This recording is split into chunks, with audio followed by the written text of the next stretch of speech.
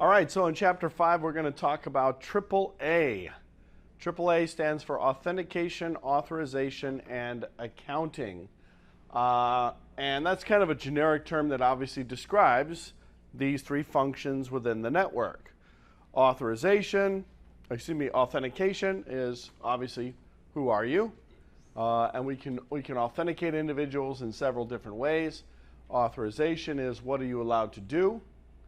And then finally, accounting is what do we do as far as tracking what you're doing while you're doing it, right? Making sure that we're logging everything that you're doing in the event that we need to try to identify issues or whatever it might be. So there are really two different types of AAA when it comes to a Cisco network. We have what we call character mode authentication and packet mode authentication. We'll see a reference to that a little bit later on as we kind of go through the rest of this lesson. And if we don't see a slide specific to that, then I'll talk to you guys about what the difference is between character mode versus packet mode. Obviously, when it comes to AAA from a Cisco administration standpoint, we are trying to, well, it does say it right there actually, packet mode and character mode. So we'll talk about that. When it comes to using AAA, there are a couple of different functions that we can provide that can provide AAA services, right? One would be to be able to access a device, CLI, so that we can go into that device and manage it or configure it, access the device to be able to get log files from that device, whatever it might be. That is what we consider packet mode AAA. When you're accessing a device for management purposes, that is packet mode AAA. When you're using AAA to access network resources, like actually get access to the network so that you can gain access to servers or applications on the network, basically the routed stuff that goes through the network, that's what we call character mode AAA. We usually use one type of AAA mechanism for packet mode and a different type of AAA mechanism for character mode. What do we use for packet mode typically? We use something called TackX, Terminal Access Control Server. TackX Plus to be specific, which is a Cisco proprietary protocol that allows us to gain remote access and authorization to gain access to our network devices for management. The reason why we use TackX typically is because TackX provides things like command authorization. It has a higher level of security than Radius does because it encrypts all of the information that's being passed back and forth and so on. What do we typically use? If we use TackX for packet mode AAA, what do we typically use for character mode AAA? Radius, right. The remote access dial, Radius, remote access dial identity, no. I can't remember what it stands for right now. Dial-in access service or something like that. Anyway, we'll talk about what that stands for a little bit later on. But Radius is, I mean, obviously it's a very basic acronym. Clearly should know what it is, but for some reason it's escaping my mind right now. So, remote authentication, dial-in user service. Dial-in user service. That was the part that I was trying to figure out, yes. Remote authentication dial-in user service. It's been around forever, right? Radius has been used in dial-up services. That's why it's called dial-in user service, because it was used primarily for when clients were connecting via modem to a service provider. They'd authenticate using that protocol, and then they get access to the network utilizing that protocol.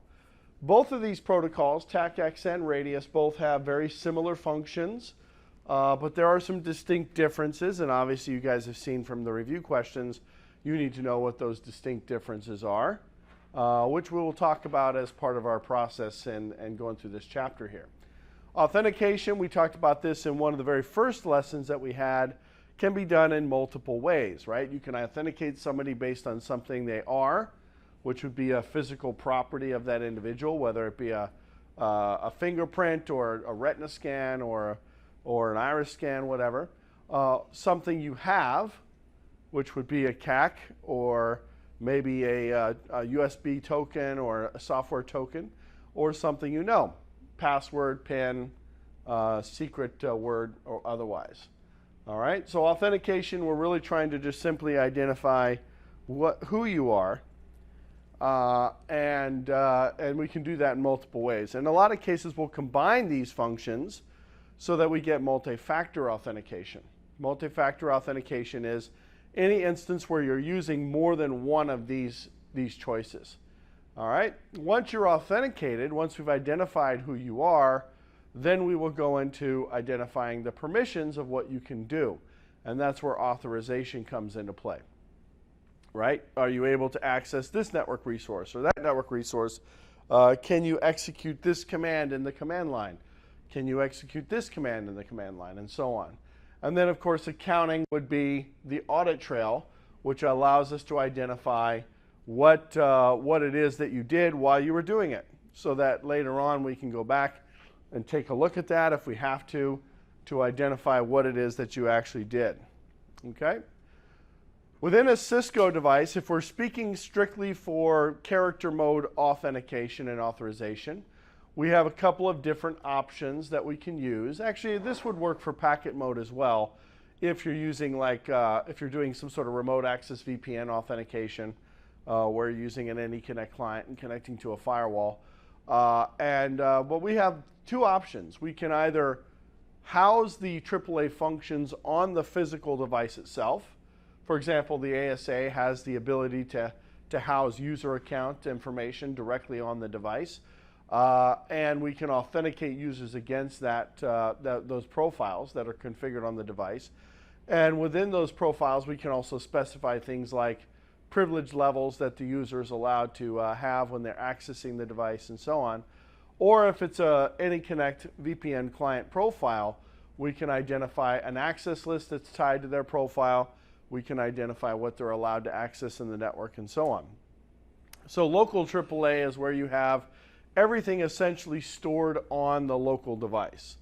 Whether that's just simple usernames and passwords stored on a router for command line authorization, or whether it's a little bit more robust, where like in an ASA where we have VPN connection profiles that we tie to users, and when a user connects, they get access to whatever resources based on those VPN connection profiles. All right, I'll be demonstrating some of that stuff tomorrow. We'll be looking at the ASA stuff tomorrow. All right, the problem with local AAA is that we have essentially disparate configurations on every single device. It doesn't really scale well. If you've got 1,000 devices, you're going to have 1,000 different configurations. They might be identical, right? These configurations might be identical to each other, but there's still 1,000 different configurations. Also, local AAA does not typically support accounting. Some cases it does, right? On an ASA, there are some basic accounting methods that you can use to account for what's happening, but it's not going to support the robust accounting functions that we might have with an external Radius server or an external TackX server. Very used typically in small deployments. Centralized AAA is where you're using some sort of server-based AAA. The devices themselves, like your firewalls, your routers, your switches, they're acting as clients to that server, and then they're passing all of the AAA functions back to the server. The server's then making a decision on what to do with those particular authentications. The most common centralized AAA platform today, from a Cisco perspective, is ICE, something called the Identity Services Engine. And while we won't get into looking at ICE in detail, we will certainly take a look at some of its functionality towards the end of the chapter, or not the chapter, but the end of the book, which we'll get into tomorrow. Okay? But in a centralized AAA environment, we've got a pair of servers, or maybe a pool of servers that are providing various functions. The nice thing about having centralized AAA is that it's obviously going to be much easier to maintain. Even if I have 1,000 devices in the network, I've got a single server or a single set of servers that I need to go to modify or manage those profiles. Very simplified from a maintenance perspective, and simplified auditing capabilities. We get robust accounting capabilities. We have a lot of functionality. All right. Do you guys use ICE today? No, we're in the process of building an ICE server. In the process. We've been in the process for about over a year now. Right. Yeah. So the next course that you guys should really consider if you do a lot of ICE stuff and you do a lot of ASA stuff is the CCNP security, because it goes heavily into both of those products. Like there's a 4-day course just on ICE, and then there's a 6-day or 7-day course just on ASA. And it goes, I mean, it's just 100% focused on every characteristic of those different platforms. Unfortunately, this class, because you're covering so many different topics within a 4 or 5 day period, you don't really get that in-depth information. But definitely, ICE is a very robust platform, right? And you can actually run ICE in GNS3 as a virtual appliance. Once you guys get all that GNS3 stuff set up, you can actually go in there and set up an ICE appliance. You can set up your ASA appliance and so on. The nice thing about having this centralized management, though, is that obviously we have a single server, or a single cluster of servers that we can manage all this information with. All right? And if we have to push out policies or if you have to change policies, we don't have to do it individually on a bunch of different devices. Cisco used to have another platform that used to do this, probably something that you guys are running in your environment, called Cisco ACS, Access Control Server, which is pretty common. I mean, a lot of people obviously deployed ACS, but it doesn't have nearly all the functionality that ICE does, right? From the perspective of Radius and TackX, yes, it does, because essentially they rolled ACS into ICE for the Radius and TackX function. But as far as device profiling, posture assessments, device remediation, change of authorization components, all the stuff that ICE provides, not necessarily built into the ACS platform. So ICE is just going to provide you a lot more functionality. So we have 2 different protocols that are used. Radius, which is kind of an open standard protocol. By the way, there are other AAA protocols that exist. A third one that is very, very popular is Kerberos, right? Kerberos has very similar functions to Radius, although it's a completely different architecture with a key ticketing system and a key granting system. But in this class, we essentially focus on 2 different protocols because that's essentially what Cisco supports, Radius and TackX. Radius uses UDP. TackX uses TCP. That's actually easy to remember because Radius has a U in it and TackX has a T in it. So, and neither have the other one. So there's no T in Radius, there's no U in TackX. So Radius server listens on UDP port 1645 if you're using the legacy version of the protocol, and port 1812 for authentication and authorization. And then we listen on UDP port 1460 or 1646 or 1813 for accounting. Actually, the ones you need to know for the test are 1812 and 1813, as you've probably seen in the review, right? Now, you can modify these ports. You don't have to use these ports, but these are the standard ports that Cisco uses, and it's kind of defined in the standard itself to utilize these ports for authentication, authorization, and accounting. TackX actually uses just one port, TCP port 49, and it does everything over TCP port 49, authentication, authorization, and accounting. All right. TackX has kind of gone from proprietary to non-proprietary, back to proprietary. Cisco implements somewhat their own version of TackX, which is why it's really considered to be a proprietary protocol from Cisco's perspective. But TackX has been around for a very, very long time. And there's some benefits to it. We'll see the differences here. Right? So TackX, number one, Radius, number one, combines all authentication and authorization in a single process. What do we mean by that? Actually, let's contrast that to TackX first, and then we'll talk about what we mean by that. Whereas TackX separates all 3 aspects of AAA into individual processes. So what do we mean by Radius combines authentication and authorization into a single process? Any ideas? So you can imagine that there's a transaction or a set of transactions that take place in order for us to be able to authenticate and get authorized for whatever we want to do on the network, right? There's a request for your username, there's a request for your password, and all of this is getting passed back and forth. You've got your supplicant, which is the device that's actually requesting this, this authentication and authorization. Then you've got an authenticator, which could be a switch, or it could be a router, or a firewall, or a server, and then you've got your authentication server. So there's three major components to any AAA function. The device that's trying to authenticate and get authorized is the supplicant. The device that's acting as the intermediary, whether it's a switch, a firewall, whatever it might be, that's the authentication server, or the authenticator, excuse me. And then finally you have the back-end system like ACS or ICE, that is the authentication server. Well, we'll probably see a slide a little bit later on in this chapter that describes those transactions that take place. But let's just say, hey, I need your username. You provide the username, I pass it back to the server. The server verifies that the username exists in the database and then challenges the switch or the router or the firewall to request a password. The switch or the router or the firewall requests the password from the user. That gets passed back to the switch, the router, or the firewall, which then gets passed back to the Radius server.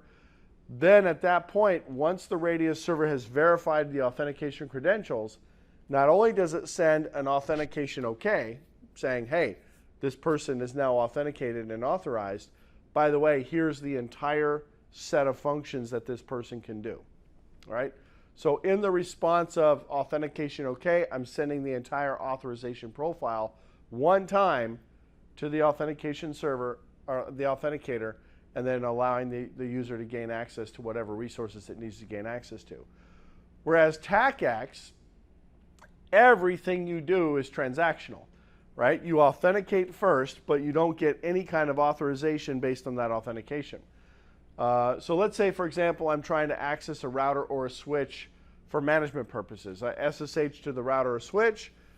Based on my credentials, I get authenticated, and then I type enable.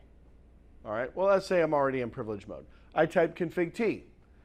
Guess what? That command gets sent back to, not the command itself, but the fact that I'm running the command gets sent back to the authentication server, and the authentication server says, is this person allowed to run this command? It authorizes that command to be executed. Then I type interface fast Ethernet 00. That gets sent back to the authentication server. Am I authorized to run that command?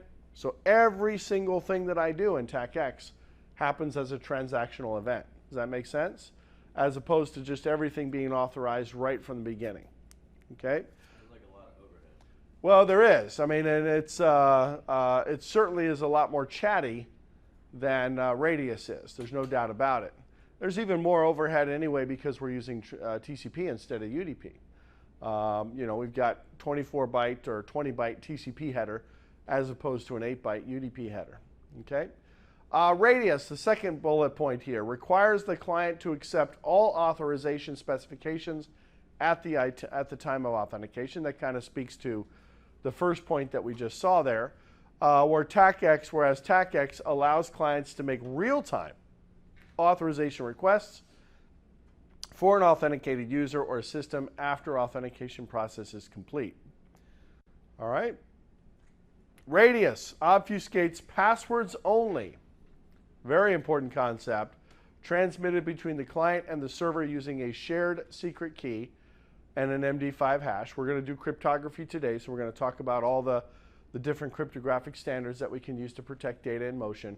The rest of the data is sent in clear text, whereas in TackX, we encrypt all the data transferred between the clients and the servers on a per session basis. Now, I know there was a question in your review about whether or not TackX encrypted data, right? And it said something about the header is not encrypted. Okay, but don't confuse that with the payload. That's the initial setup between you and the device. Right. Where your password is unencrypted. Right. You're talking about between, say, the switch and the server, right? But the transactions, the TackX transactions are encrypted. Yeah, all of your right. commands that you're processing, that's all encrypted. Correct. Your initial stand-up for your authentication. Yeah. See, that's a bit of the challenge with these Cisco exams. They will ask you questions with a lot of obscurity built into them. So it is challenging to identify sometimes what it is that they're actually trying to ask, right? All right. So AAA servers allow us to provide centralized authentication databases, authorization policies, accounting records, etc. Cisco offers two different, actually really this is now down to one. ACS is essentially end of life. Well, it is actually end of life, but it's not end of support yet, but it is end of life. So ACS has been rolled into ICE.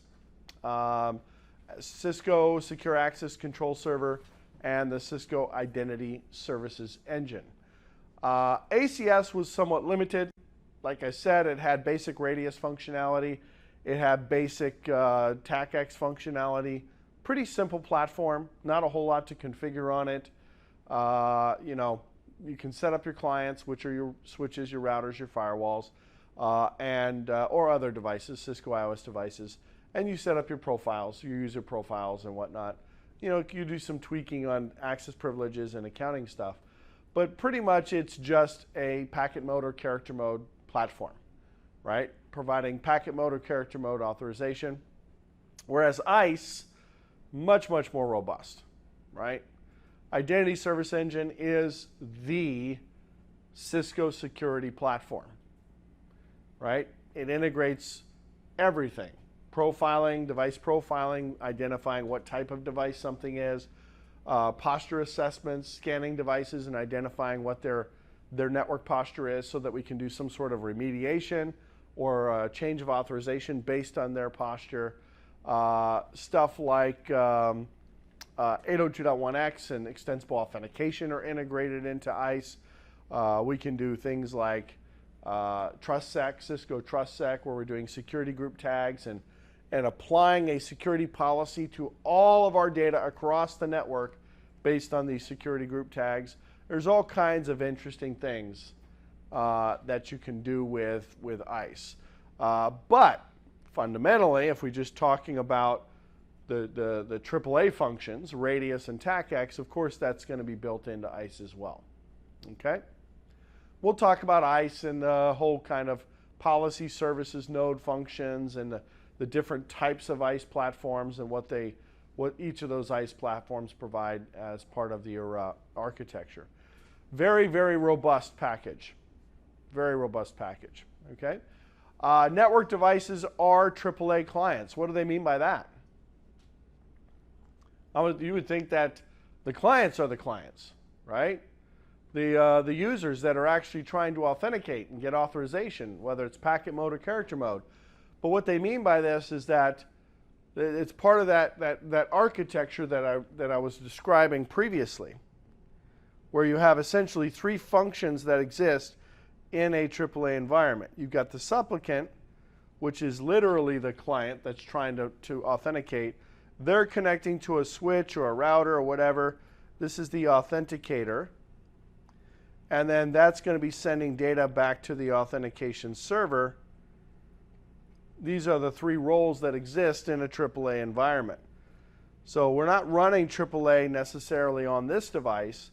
We have certainly Radius or TackX integrated into that device, but this device is acting as a client to the server itself. So even though the supplicant is connecting to the device and then authenticating to that device, that information is being passed back to the authentication server. The authentication server is sending data over to the authenticator, and then we're sending challenge response or challenge requests, get responses, whatever.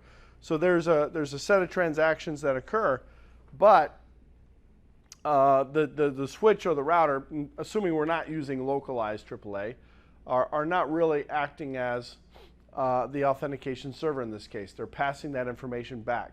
So network devices become clients in this environment. All right? AAA servers may consult other systems. We certainly like to have things like single sign-on features and integration into Active Directory or lightweight directory access protocol, external radius devices, and so on. We don't want to have a bunch of different user accounts and passwords for all of our users that are accessing the network. So we'd like to be able to integrate this into our domain so that we have a single repository for all of that information. Most network devices relay, that's supposed to say rely. Well, let me see what they're trying to say here. Most network devices relay on TackX or Radius to communicate with AAA. Yeah, that meant to say rely. What they're saying here is that there's no direct integration with the Cisco device to communicate to these AAA servers. Usually we're using protocols like TackX or Radius to provide that communication. I mean, that's obviously what we're talking about in this chapter, right? These two different protocols. And depending on what it is that you're trying to accomplish. There are some other differences between these protocols. I was surprised we didn't see that in the previous slide where we had that chart. But if they don't mention those other differences, I'll make sure to make a mention of that before we finish up this chapter. Devices like an ASA, an adaptive security appliance, switches, routers. Switches and routers don't generally interact with Active Directory themselves, but an ASA does have the capability of interacting with Active Directory directly. We can actually specify Active Directory integrations, LDAP integrations for these different platforms, different ASA platforms. Okay? So what is the difference between Cisco ACS and ICE? Are we allowed to use external identity stores like Active Directory, LDAP, external radius, RSA token servers? Both of them support that. In fact, we've implemented quite a few times RSA token integration into ACS. You guys are probably doing something similar, but with your CAC cards, right? Your CACs. Use an identity store data to determine authorization policy decisions. They both support it. Offers both TackX and Radius services. Yeah, they both do. Right? The bottom line is, I say, yeah, version 1.4 of ICE and beyond, but 1.4 has been around forever. So we can pretty much now say that ICE natively supports both Radius and TackX, because they essentially rolled ACS into ICE as they were kind of phasing it out as a standalone application. Provides profiling, posture assessments, centralized web authentication, change of authorization, whole bunch of other things. Of course, ACS doesn't do any of that because that wasn't what it was designed for. If you wanted to do stuff like that, you had to implement another product called Cisco NAC, what we call Network Access Control, which didn't really go over very well with Cisco and their customers. It was extremely complex to implement and maintain. So that was really the precursor. Cisco NAC and then Cisco ACS, kind of these separate platforms, was the precursor to having ICE, the Identity Services Engine. All right.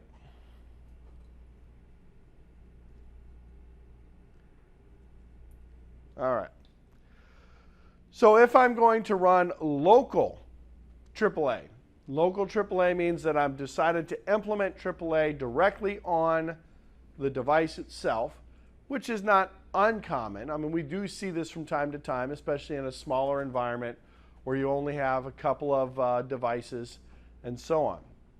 So the first thing that has to happen is you have to enable something called AAA New Model. AAA New Model allows us to activate all of the AAA features that exist in our command line. So let's say that I've got a router and I want to enable the AAA features on this device if I'm doing localized AAA. All right. before I can even do anything with AAA, one of the things that I'm required to do is to type AAA new model. Because if I type AAA authentication, in fact, if I just type AAA in general, the only command that I have available to me is, in fact, new model. So I can't do AAA authentication commands. I can't do AAA authorization commands. Essentially, AAA is not enabled on the platform. Okay? So by typing AAA new dash model, now when I type AAA question mark, you can see that I have all of my AAA commands available to me.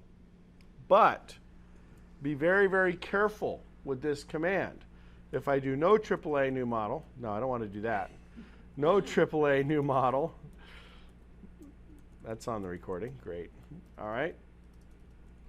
So, oh man. Let me see. Did it take it off? Yeah, it did. Okay. So if I go into, say, for example, config T, line VTY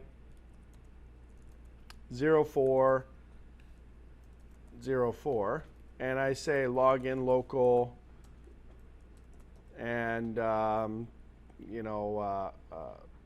transport input SSH. So let's say that I have a whole bunch of local legacy authentication methods configured on my device.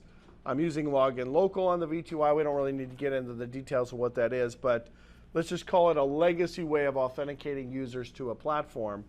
As soon as so if I do a show run section line, you can see that I've got login local on the VTY lines. As soon as I come in here and do a AAA new model,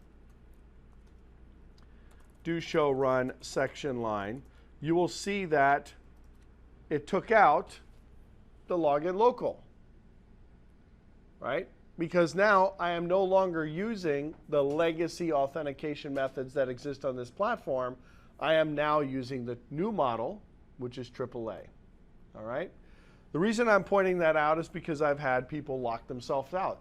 They type AAA new model, they walk away, they forget to set up AAA, and then they try to go back to the device later on and they can't get in because all of the old methods of authenticating don't exist anymore, right?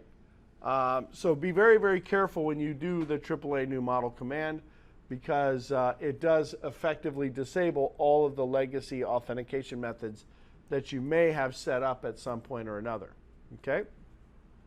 Once you've executed the AAA new model command, then you get all the authentication, authorization, and accounting commands available to you. All right?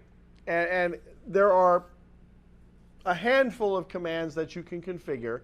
We're not going to go through every single command that's available, but I do want to describe essentially some of the things that we're doing down here. All right? So this says the following configuration enables AAA. It specifies that the local database will be used for user authentication and exec access authorization decisions, and adds one username to the database. Okay? So we see here AAA new model. We did that as part of our process of enabling the AAA features. What you're seeing in the second line is something called an authentication method list. An authentication method list. There is a default authentication method list, and then there are custom authentication method lists. Now, let me explain what a method list is. So if I type AAA, and by the way, we have method lists for authentication, for authorization, for accounting. We can set up different methods for providing all of these services. So let's say I say AAA authentication login default. So the word default is effectively saying that I am modifying the standard or the default method list in the system. Let me see if I can do a show AAA. What is the command? Method list. That's what I wanted to see. All. Okay. So you can see, if I can see it here,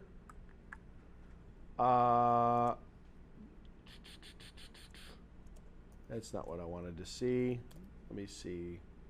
Let's do authentication and see. All right. So you can see here that For authentication, we're using, well, there's multiple levels of authentication within AAA. There's 802.1x authentication. There's PPP authentication. There's authentication for getting the privilege mode. There's authentication for getting the user mode. So there's a whole bunch of different types of authentication that you can provide. All right? And if we see the method is local for the default method list. There is no method specified for enable, but the local method is specified here. So I can type config t AAA authentication for login. So I'm actually creating a method list for login. I could do a method list for enable. Excuse me. I could do a method list for PPP authentication. I could do a method list for 802.1x, .1x, sorry.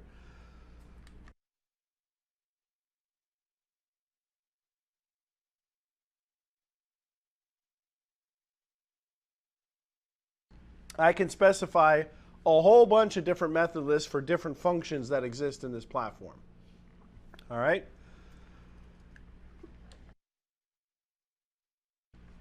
That's the part that I said we're not going to kind of go through every single one because it would take forever to kind of go through every single option that exists. But what I want to be able to show you guys is what a method list actually is. So let's just do our login method list, and we're going to modify the default login method list. What we're going to say here is, what's the first method for doing authentication? What's the second method? What's the third method? What's the fourth method? You can see we have a whole bunch of choices. I can use the enable password for logins. I can use Kerberos. I can use the line password for authentications. I can use a local username database for authentication that's not case sensitive. I can use a local username database that is case sensitive. I can say there isn't any required authentication. And if I choose to use the group, then I can specify things like radius and TackX to do the authentication. So what we're essentially specifying in this process of a method list, we're actually defining, that's why it's called a method list, we're defining the methods that we're using for providing authentication for the login function. When I say login, I mean you telnet or SSH to a device, you're required to authenticate. That's what we're providing a method list for in this case. All right, so let's say, for example, I wanted to do, for login, I wanted to do local first. Login default, sorry, I have to specify my method list. Local first, and then, well, actually, let's do it this way. I could say group TackX, and then I could say local. All right, so in this case, I'm saying, let's go ahead and try and use TackX to authenticate users that are trying to connect to this device. Of course, I'd have to set up all the TackX functions, like my TackX server and the relationship between this router and the TackX server. And then if for some reason the TackX server is not reachable, use the local method as a backup. Does that make sense? To be very clear, group TackX, if TackX is available and the person can't authenticate because they don't have an account in TackX, we don't go to the second method in that case. We only go to the second method if the first method is unavailable. We don't go to the second method if you can't authenticate because you just simply don't have an account. If the TackX server is functioning and you fail authentication, you stop the authentication process at that point. Okay? You can also create other authentication method lists. So I could say login, and I can say no login required. And then I could just say none. So I just created another method list called no login required. So you can create a whole bunch of different method lists, And you can apply these different method lists to different components within the router itself. For example, I can come into line con 0. What is con 0? Console port. And I can say AAA authentication. Authentication. No. Login authentication. That's right. Login authentication. And I can say no login required. So I'm applying, let me just delete that and copy it. I'm applying this method list to the console port. Essentially saying, so when you connect to the console port, you're not required to authenticate. And then I can go to my line VTY04, and I can say login authentication. And I can say default. This is actually redundant because the default method is already applied to the VTY lines. So you can apply different methods to different interfaces. You can apply different, create different methods and so on. And that's essentially what they've done here. They've said, okay, I'm going to go ahead and set the default method for logins to local, which is, by the way, already the default. And then I'm going to create something called no auth. And I'll put that there's no authentication required. And then as far as the authorization goes, I'm going to use a local database for all of my exec level command authorizations. Exec level command authorizations will be level 15 commands. Now, if you are doing authorization locally, of course, you have to set up the authorization profile as well. We're not seeing the authorization profile specified here, meaning what commands can this user run based on their privilege level, right? Okay. Username admin, privilege 15, secret admin password. This is our local username database. Privilege 15 means what?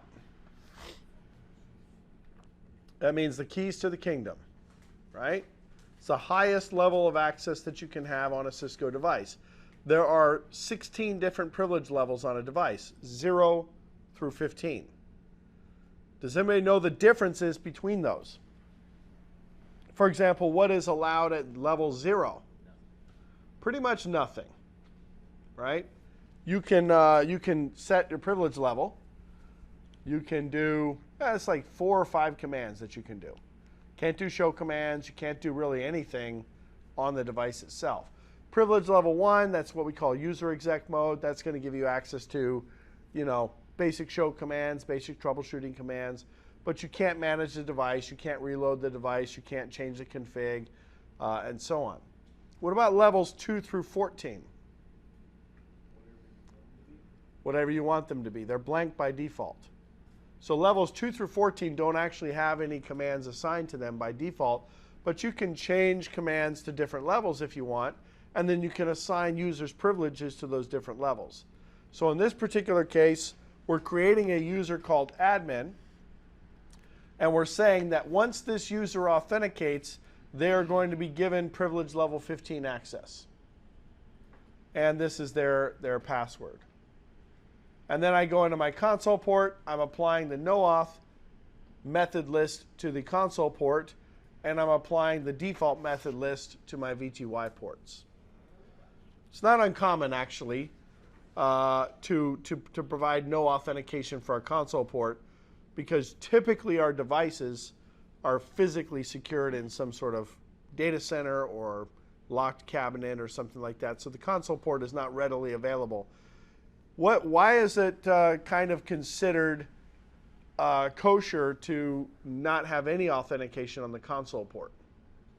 Because if you're there in the console, then you obviously have access to the room that the device is in. Correct. If you're able to connect to the console, you obviously have authenticated to the room, or you have access to the cabinet or whatever it might be. In addition, if you're connecting to the console, you're probably doing something. You're probably doing that for a reason, right? Something ain't working. Something it's bad, right?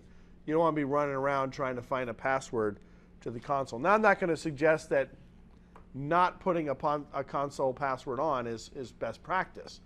I certainly would guess that you guys are required to put authentication on the console port as well, because you would typically have multiple people that are accessing a room or a cabinet or whatever. You still want to be able to identify who's connecting to that console and making changes and whatnot.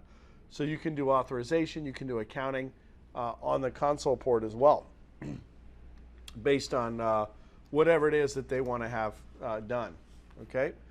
The other option that we have is to use an external server, and this is the three-tiered monster, if you will, that I was describing previously.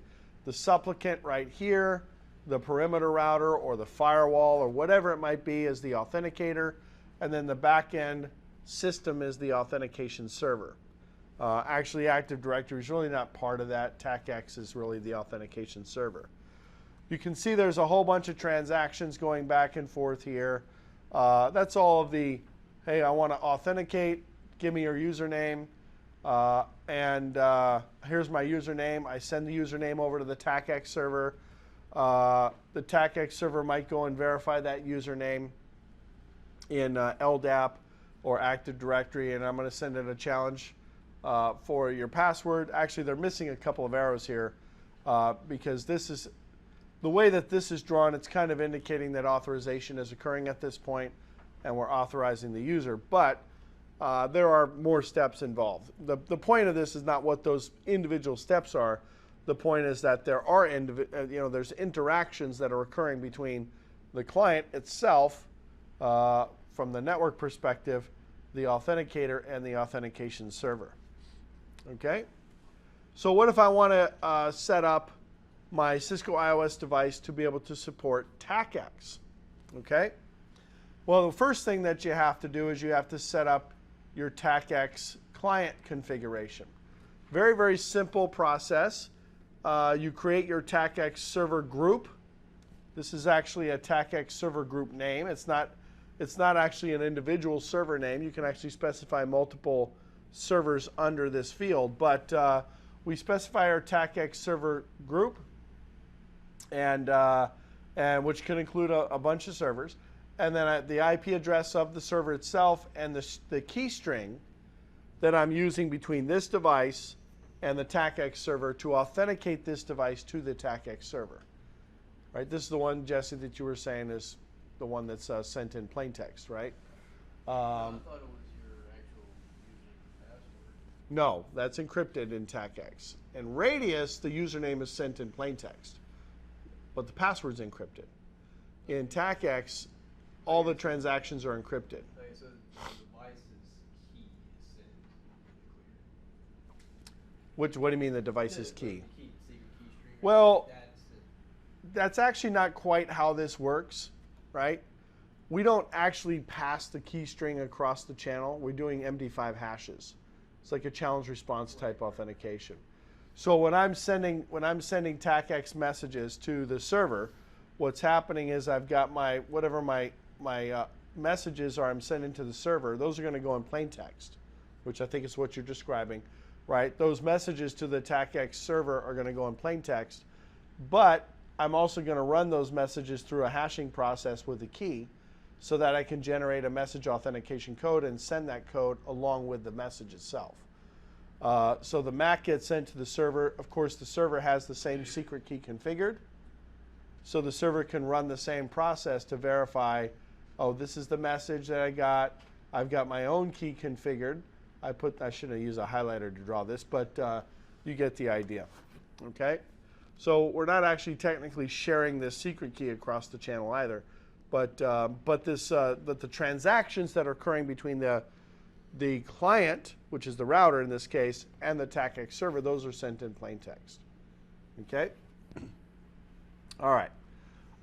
So that's a fairly straightforward process. We're setting up our TackX server with some sort of authentication key string.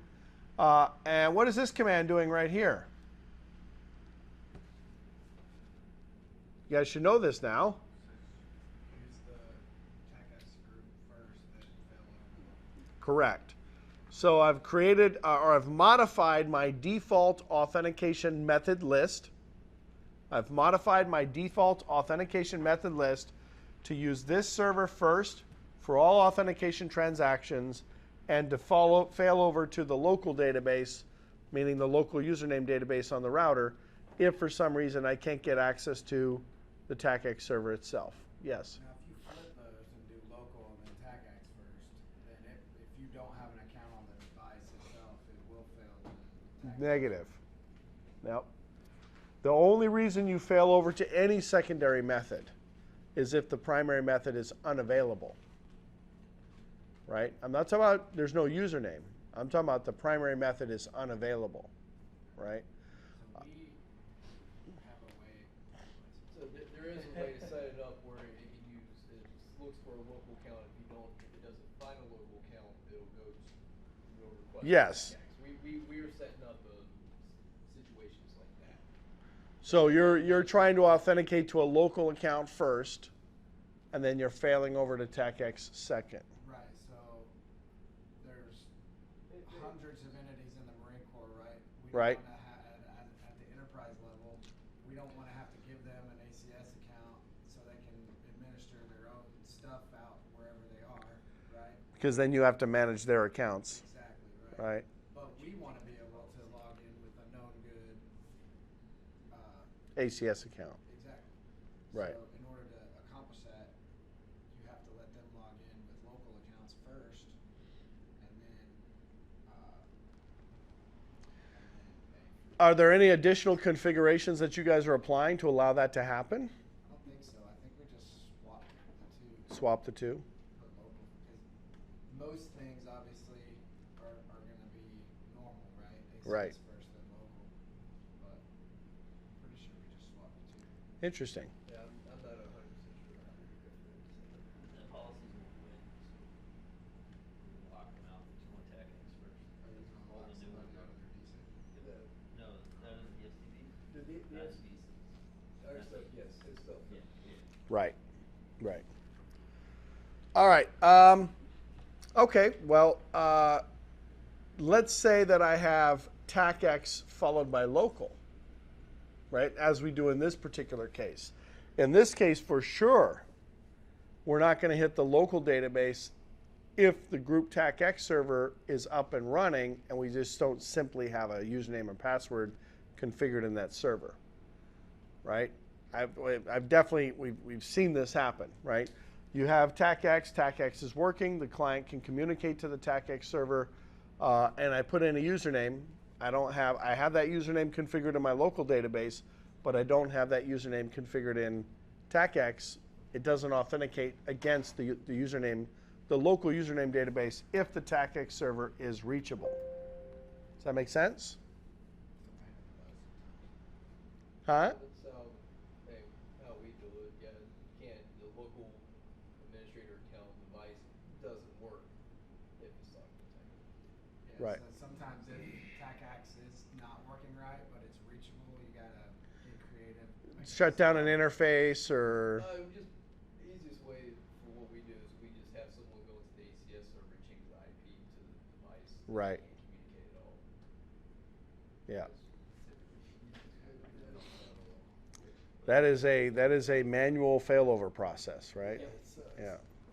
Yeah. Especially We've had it so that it's always the device you really need to get into right now. That Yeah. it's not working. And then also, by the way, if you're doing authorization to TackX and TackX can't be reached, then it takes forever for commands to run as well, you know, because it keeps trying to authorize the command, and then all of a sudden it doesn't. It finally fails, and then it goes over to the local authorization. All right, what about this command right here? AAA authorization. Well, it's the same thing. All of my exec level commands.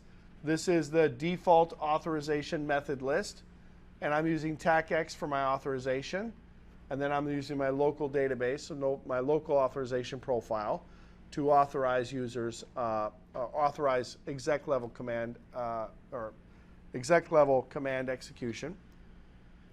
And then I've got AAA authorization commands 15. What do they mean by that? Commands 15. You log in via ACS, you have Well, these are any commands. These are level 15 commands on the platform. So I have a different authorization profile. Actually, it's the same, pretty much the same authorization profile for level 15 commands, right? What we call privilege exec commands. All right. And then I have config commands, specifying that I want to go ahead and authorize all of the config commands, which would be considered level 15 commands, because in order to get to config mode, you have to have privilege level access, level 15 access. So we're just saying, okay, let's go ahead and authorize all the config commands as a subset of these level 15 commands. And then AAA accounting, we're specifying that we want to account for all of the actions that are happening in this case. The default accounting method list says I'm going to go ahead and account everything to TackX. See, the local method doesn't work with accounting. We can't account for transactions locally. We have to use a TackX or Radius server. So that's why we don't have the local option here. But so anytime somebody executes a command, we're going to account for that. Anytime somebody executes a level 15 command, we're going to account for that. All right? So it says this example specifies that TackX authorization is run for level 15 commands, and AAA authorization is configured. AAA authorization of configuration commands is enabled as well. What does that mean, though? That means that, because this is only half the configuration, isn't it? What's the other half of the configuration? The TackX server, ACS, right? You have to go into ACS, and that's kind of more of the complex configuration piece. You have to go into ACS, and you have to set up the user profiles. You have to set up what commands they're allowed to execute, what you're authenticating against, or how you're providing authorization for those commands, and so on. All right? Accounting is used whenever the user wants to do something on the device. It's enabled when the user gets an exec shell for level 15 commands, and that's what this one is mentioning here, right? That we're going to start to account for every level 15 command that gets executed. One of the other options that we have is to set up SSH. This is not related to Radius or TackX specifically, but authentication can occur with SSH through the use of Radius or TackX. But setting up SSH is a kind of a important set of steps that we have to run. So let's say, for example, on my V2Y lines, in fact, I'm going to change this router to its default by changing the name to router. That's what the default name would be on this device anyway. Okay, so let's say that I'm setting up this device brand new. I want to go ahead and configure this device for secure management. The default transport on V2Y is Telnet. We obviously know that Telnet is not very secure. It sends everything in clear text. So we want to be able to set up SSH on this device. So the first thing that has to happen, if I do IP SSH, well, if I do crypto key generate RSA, it's going to give me an error. It says, please define a host name other than router. So before I can generate my RSA keys, my public and private key pair, I have to change the name of the device from its default value. All right, it will not let me generate a private and public key pair with a default name. So I'm just going to do a host name, R1. Now if I do crypto key generate, it's going to be a different error. It's going to say now you have to define the domain name. The reason is that the host name and the domain name are joined together to create the identity for the certificates that are being generated. All right, so I'm going to say IP domain-name cisco.local. Now if I do a crypto key generate RSA, it will work. It's going to ask me for how many bits do I want in the modulus for this certificate. The minimum that you have to have in order to run SSH version 2, which is the SSH version we want to run because of all the enhancements that SSH version 2 has, is 768 bits. Of course, we're not running 768 bits nowadays, all right? At a minimum, we're running what? 2048. 2048, right. And now we're really talking about 4096. Right? What we're talking about is the key space, the actual length of the RSA key string. So we'll do a 2048 here. All right, so what's happening is it's generating a pair of keys. Now we will have a section on cryptography a little bit later on. But what are these keys used for? And obviously you can see now SSH is enabled on the platform. But obviously we're going to use these keys for SSH, but in what sense? I mean, what is it? In the world of PKI, public key infrastructure, how are certificates typically used? Validate, trust. Authentication, encryption, non-repudiation of origin, all kinds of things, right? In the terms of SSH, this is kind of how it works. Actually, let me talk about a web server first, and then we'll get into how SSH works. So let's say, for example, I've got a PC, and I'm going to simplify this because I don't want to get into a whole lot of detail on this, but I've got a PC I want to connect over to a web server. Okay? So this is my web server, this is my PC. So I open up an HTTPS connection over port 443, which that's horrible writing there. Let me try that again. HTTPS. All right, so I open up an HTTPS session to the web server. The web server has something called a private and a public key pair. Certificates that are installed on the server that allow us to identify that device. Now we're using an architecture called PKI, the public key infrastructure, to really define what those keys look like, what those certificates look like. They're called X.509 certificates. They have a specific format, and they contain specific pieces of information in them that are used by the client and the server to authenticate themselves, right? Really, it's just the client authenticating the server in this case. This public certificate, which I'll draw in green, right? That public certificate was signed by a certificate authority, most likely. It doesn't have to be, but most likely it's signed by a third party, okay?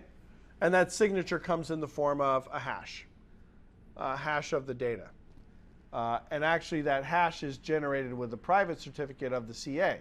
There's all kinds of different interactions that are happening in this case. So essentially we're applying a digital signature to this certificate by the CA, which is a hash that was generated by the private certificate of the CA, and it was attached to this certificate. So the first thing the web server does is it sends over its public certificate. And my web browser, usually, I'll draw this in blue, my web browser, whether it's Firefox or Internet Explorer, whatever, doesn't matter, it's going to have the public certificate of the CA installed in it, typically. If it doesn't, if it's not a very well-known certificate authority, then you might have to actually install the certificate separately. But it has the public certificate of the CA installed on the web browser. So when I get this certificate from the web server, I can verify the identity of that web server. Because the CA went through that process of identifying it was Bank of America and saying, okay, you guys need this certificate, it's valid for so many years, et cetera, et cetera. We're going to have a whole cryptographic section, so I don't want to get into too much detail here. But so anyway, I've been able to verify the authentication, the authenticity of the certificate, which in turn allows me to verify the authenticity of the web server. All right? But at this point, we still haven't established a secure channel. And that has to happen with encryption. Now, in the exchange of data and the free flow of data between two endpoints, what type of encryption technique do we typically use? No, not SSL. SSL and TLS are used for this part of the process. This initial handshake, the initial key exchange, and whatnot. We're actually using something called an asymmetric encryption algorithm, which is usually AES. Now, SSL and TLS incorporate those functions. I'm not going to suggest that they're not integrated somehow, but we have to be able to establish a secure channel between these two devices. And that secure channel is typically going to be the advanced encryption standard. It's a bulk encryption algorithm. It's symmetric, which means what? Encryption, decryption happens with the same key. Exactly. Encryption and decryption occurs with the same key. Whereas when you're doing something like this with a private and public key pair, that's considered an asymmetric process because we're using a different key to encrypt versus decrypt. The problem with AES is that this guy has to have a key, and this guy has to have a key, and they have to match. But how do I share that key between the two endpoints over a clear channel? I don't want to statically pre-configure the key. That's not very secure. So how do I share this key over a public channel? Anybody have any idea how it works? We use a key exchange process called Diffie-Hellman, or there's other methods, but in this case we're using an RSA method for key exchange. What happens is the client, the PC, generates the key, and then it encrypts the key using the public certificate of the server. All right? And then it sends that key over to the web server. The only way you can ever decrypt something that was encrypted with the public key of somebody is with the corresponding private key of that somebody. That makes sense? So then the web server can then decrypt that key using its private key, which it never shares with anybody. And now we have a shared secret key that we can use for our bulk encryption. All right? That's basically how it works. There's a lot more involved, but you know, we don't need to get into the specifics. Well, when you're going into a router and you're typing the command crypto key generate RSA, you're generating a public and private key pair on the router for the same purpose. All right, RSA stands for Rivas, Shamir, and Edelman. Yeah, the Republic of South Africa. Yeah, Republic of South Africa. Yeah, RSA, Ron Rivas. I don't know the other two guys' names, full names, but Shamir and Edelman, some old hairy dudes that came up with some encryption stuff. All right. I don't know if they're hairy or not, but I'm envisioning that they're pretty old and hairy, but kind of like Jesse. Yeah. Yeah, a little bit more. Yeah. Of course, Ron Rivas is, renowned in the security industry, right? RSA tokens.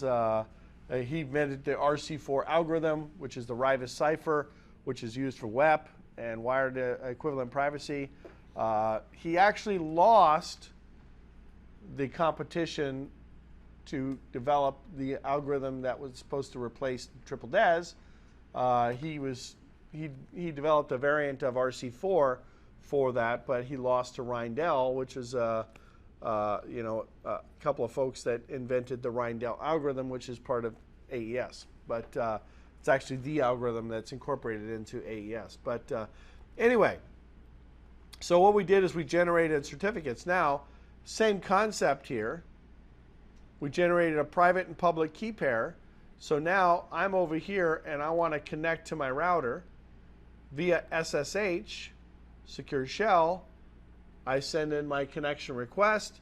The router sends me the public certificate. I don't really use the public certificate necessarily for authentication in this piece because it's self-signed. So it's not signed by a third party. But I do use that public certificate to be able to encrypt my key, send it over, so that we can go ahead and set up our AES session. Make sense? And we use the private key on the router to decrypt that keying material. All right? So 3 things that I did. Number 1, I set the host name of the device to a non-standard name, or non-default name, I should say. I set the domain name.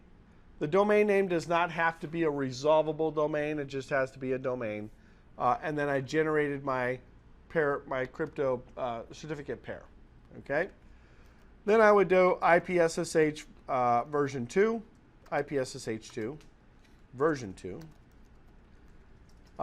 because it's better than version whatever. Notice it said here version 1.99 is enabled. Basically, all that means is not version 2. 1.99 from a Cisco speak means anything that's not version 2. So it could be version 1.6, 1.8, depends on the iOS that you're running on the platform. But in this case, it just simply means 1.99 does not mean specifically version 1.99. And then I go into my VTY 015 and I say transport input SSH. That disables all other transport methods and only allows SSH into the device.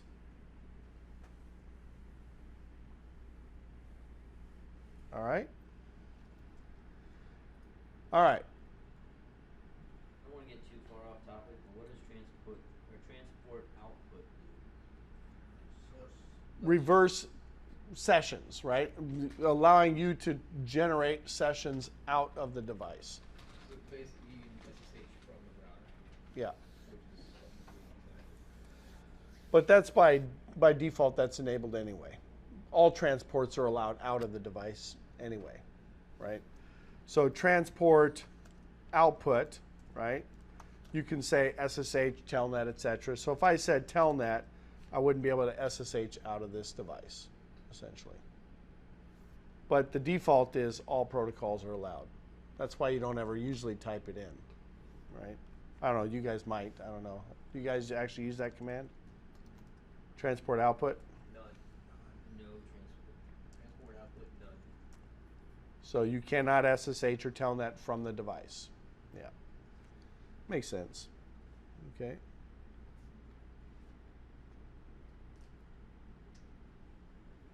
All right. So configure the host name and the domain name on the device, check. Generate your key pair, check. I didn't do the username and password. Obviously, you guys know what the username and password would be used for. All right. Configure V2I lines to use local authentication. Whether it's through AAA or the old legacy method where you're doing login local, and then specify the protocol that's allowed on the device. All right. And here's the entire configuration. Host name, core RTR. Domain name, thinKtank.local. In this case, I just specified the modulus directly on the crypto key generate command, which you can do. That's no problem. All right. One of the things I did not do in this case, though, is I did not specify SSH version 2, which means I can't run AES 256, and there's some other enhancements that I could probably benefit from if I were running version 2, but I didn't do that. Okay. One of the other options you have is to manipulate or change how iOS commands are assigned in the device. We already talked about this. There are 16 different privilege levels. Privilege level 0, well, that's essentially what you get. You get enable, disable, help, exit, and log out. No show commands, no ping commands, no troubleshooting commands. Basic functionality. Okay? Privilege level 1 is user mode. As you guys are aware from your CCNA days and from just your experience in general, the greater than symbol indicates that you're in user mode on the device. Okay? What do you have available to you in this mode of operation? Basic functionality. Some basic show commands, basic ping commands, maybe trace route, maybe some basic connecting commands, but you can't do configuration. You can't do debugs, You can't reload the device. You can't manage the file system, so there's no copy command and so on. Then you got privilege level 15, which is the highest level, keys to the kingdom. All right. At level 15, you'll see the pound sign. That is not a hashtag. It is a pound sign. Hashtags didn't exist at the time when this was invented, so we call that a pound sign, but yeah. Okay. Actually, you'll see the pound sign at every other level except for level 1. So if you do set up logins or authentication to different levels, for example, I come in here and I say, okay, config T, enable secret 5, Cisco. Oops, Cisco. Oh, sorry. Enable secret level 5, Cisco. When I put 5 Cisco, it's expecting me to put in the MD5 hash. So, because the 5 means that the password following is the hashed version of the password. I had to put in level 5. So I've set the login for level 5, so I can then say enable 5, and should be able to say enable. Oh, I'm in config mode. Enable 5, and then well, actually, let me type disable first. Disable. Now enable 5, because I was already at level 15. I didn't have to authenticate because I was already at level 15 and I went to a lower level. But here I'll have to authenticate if I want to authenticate to level 5 from user mode. My point is, though, that you still see the pound sign at any level except for level 1. If I do a show privilege, I can see I am in level 5. What do I have access to at this point?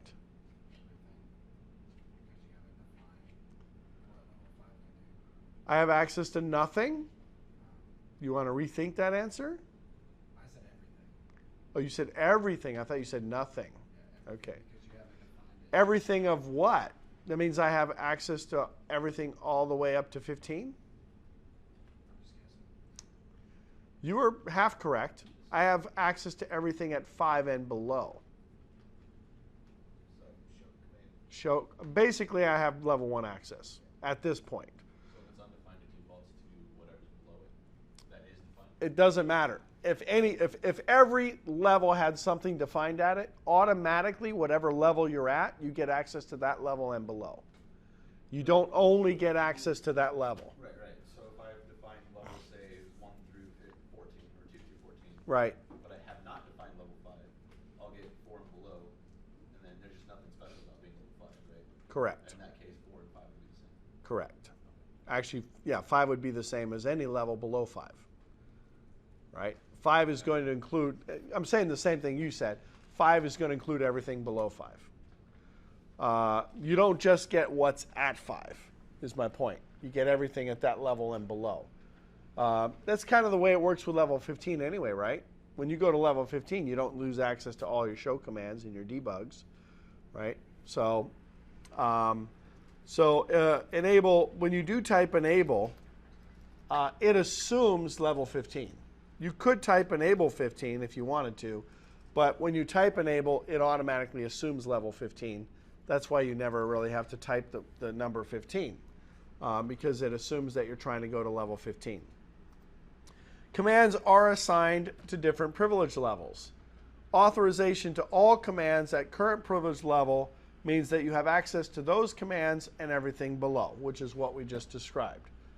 All right?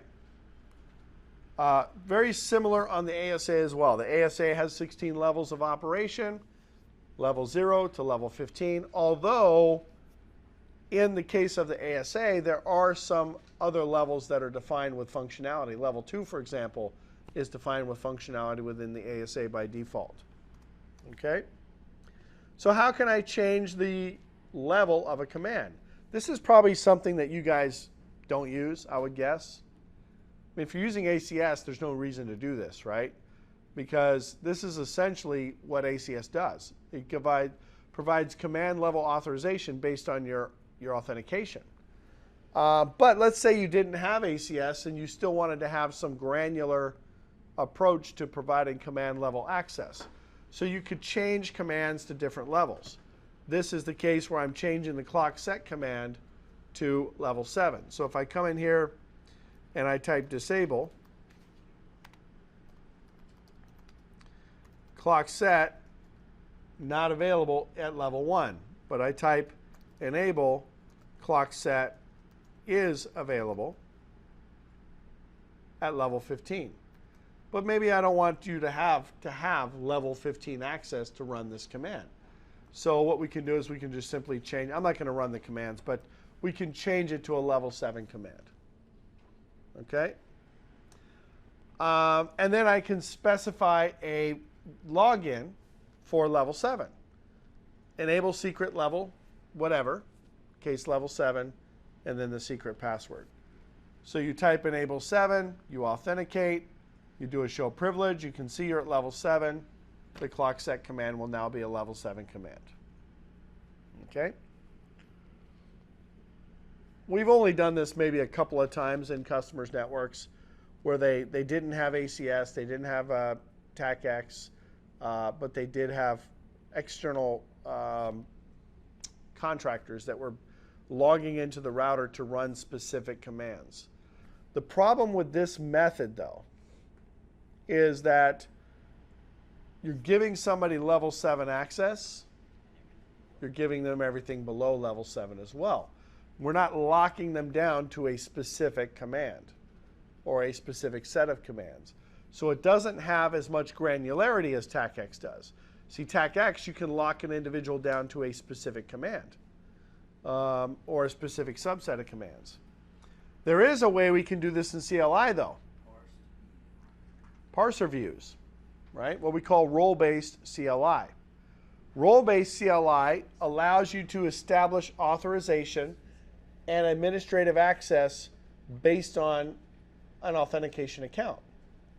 But we're not just applying a level of access. In this particular case, we're actually applying specific commands to a user. We're allowing a user to execute specific commands. All right? We call these parser views. No, I've found there's Yes. some issues with that. There's a hierarchy, Yeah. right?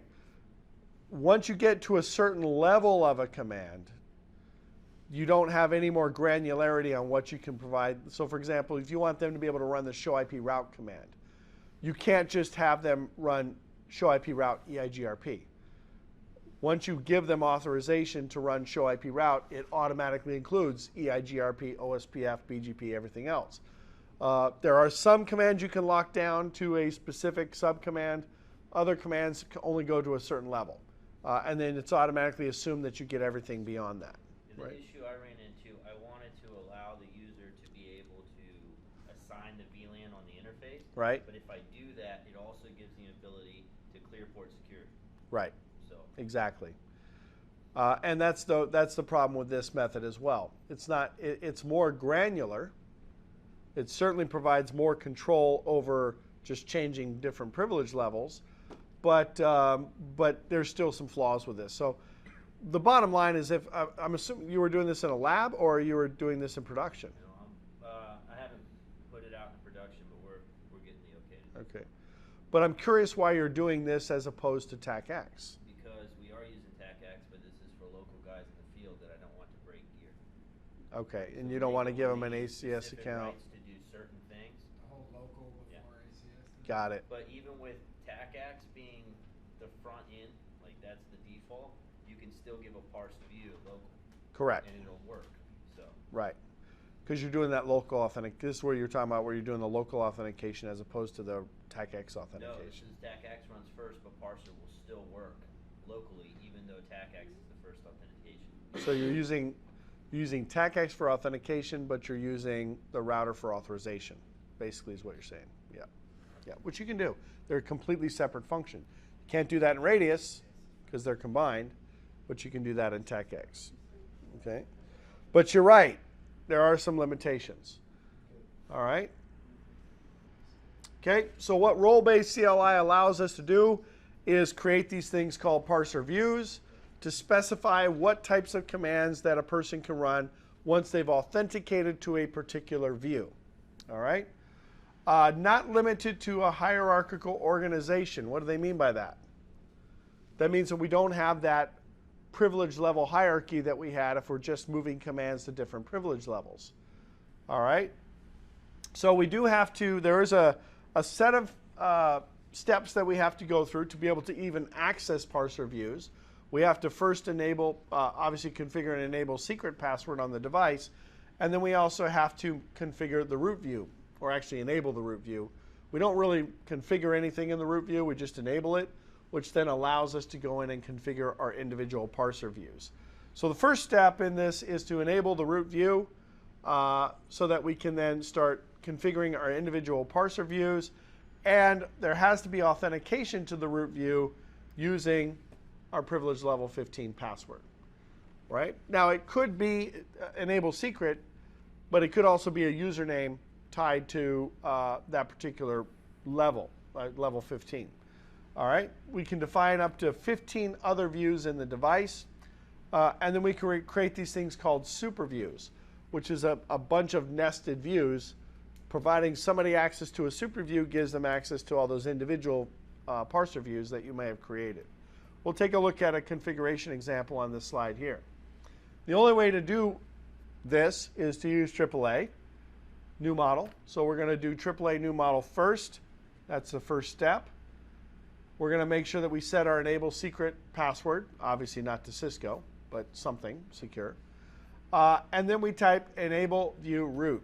And you'll notice that it requires us to authenticate. We're going to use our enable secret password to authenticate.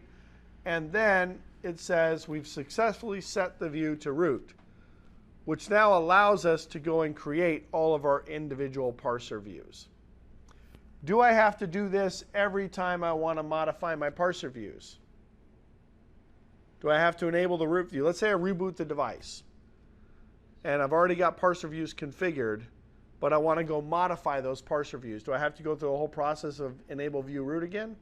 Yes, because we're not actually turning on a feature with this. We're accessing a configuration section, essentially. So we're enabling the root view so that we can go and create our parser views.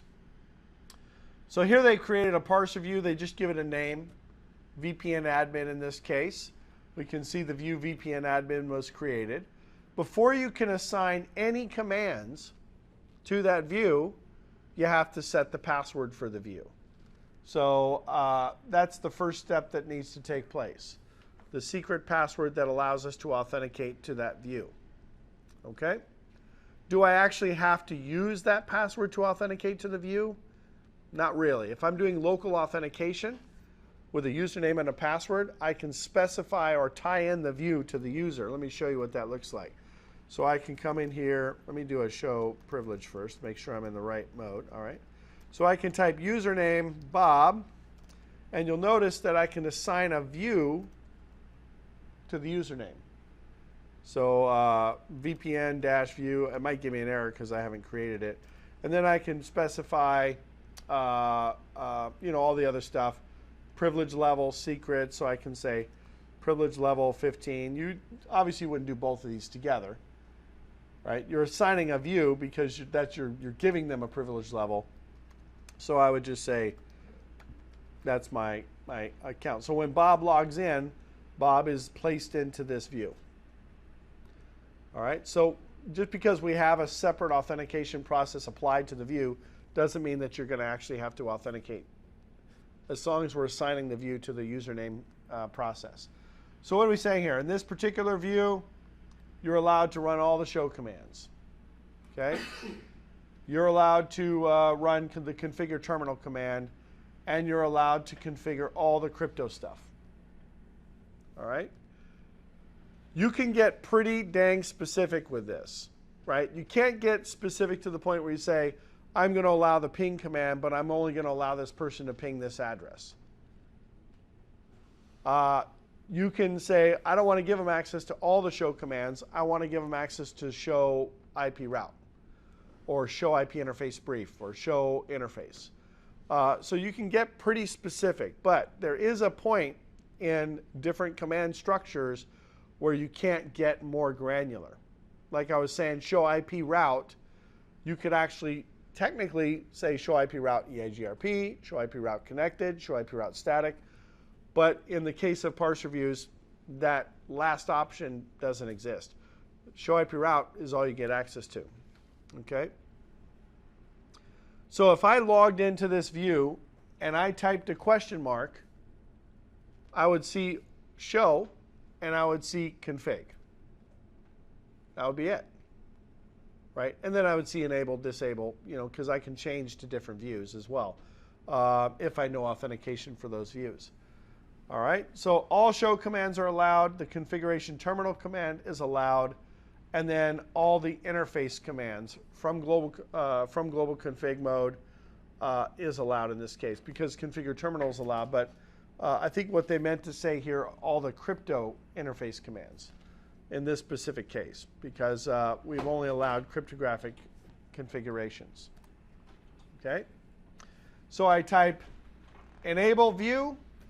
That allows me to log into that view. I log in. It says I set myself to that view. I can type config T, and I can specify, I'm not sure what they're trying to specify here. I guess they're senior admin, VPN admin. They're setting different user. Oh, I know what I was demonstrating here. This is not related to this part of the config. What I meant to say, or I should have had a space there, is that you can assign views to user accounts. That's what I was trying to demonstrate here. You have the ability to actually specify what view the user can access once they've authenticated. What view are they going to be put into? Okay? All right. Any other questions? That was our basic AAA chapter. Very, very easy. Not too much detail. We'll get into some more advanced stuff a little bit later on. But let's go ahead and take our break. And we'll get into the next chapter after the break, okay?